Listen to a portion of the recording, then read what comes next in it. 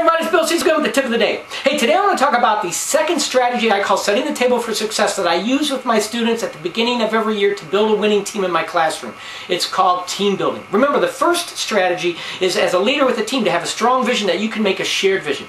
Today, the second strategy I'm focusing on is team building. You can't throw a group of people together and expect them to function as a team, let alone a winning team. It makes about as much sense as if I'm a carpenter and I throw a pile of wood over in the corner and I say, that's a building, because I call it a building that functions as a building. No, it's just a pile of wood, just like your kids are a group of people. You got to take time to build that team. It's because people tend to be wall-building nesters. Wall-building nesters, what am I talking about?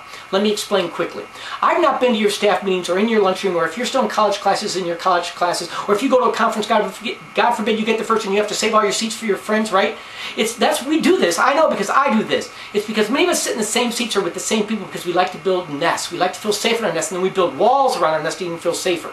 That's great if you want to feel safe, but it's terrible if you want to build a team. So what you have to do is you have to tear down those walls. You have to get people out of their nest so they can get to know each other on a team much faster. Kids do this too, I know, because I work in a 5-6 building, and my 5th grade is fed by 4 feeder schools, 4 elementaries. Those kids come in the first day of school, and they will sit together with kids they don't even like, but kids from their own school because they feel safe. They know those kids. My job is by in the afternoon to get a seating chart to start mixing them up. But I also do something very important. I play with my kids the first couple weeks of school. We do team building activities. Icebreakers, that's what corporate trainers use them when they work with adults. So if you're a high school teacher, don't think you're too old for this stuff. Everybody needs to take time to build their team.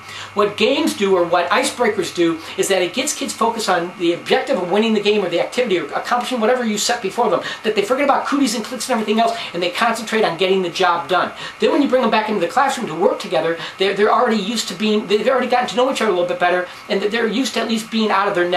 This is what you want to do. Now, I know you don't have all day to play with your kids. Find 20 minutes the first day. Find 20 minutes the same week later in the week. And then find another 20 minutes the following week. And then do it like a 3,000-mile oil change. Every so often, throw in another team building game when you think your team needs it. Don't wait for the engine light to come out and for the engine to drop out and then start doing team building. Maintenance, preventative maintenance. Do a little bit whenever you think you need that. Like if you get a new student, you've been away for a while. But the first 2 weeks of school, definitely try 3 activities that's going to get them to do this. Now, where do you find activities? Real quickly, there's some in my book. You can get some in Tribes, which is a great book. Cooperative Learning by Spencer Kagan is another excellent book.